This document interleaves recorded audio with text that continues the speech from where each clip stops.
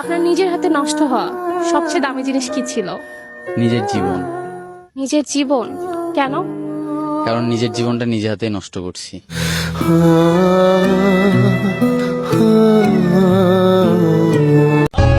আমি ডাকি তুই বাকি থাকিস না দূরে, আমার জীবনটা চলে তোর অনুসারে। তুই যদি বলিস আমায় প্রেম অপরাধী, তোর লিখে দিতাম আমার দুটি আখি। ভালো যদি বাসতি আমায় দেখতিস কি আদরে রাখি।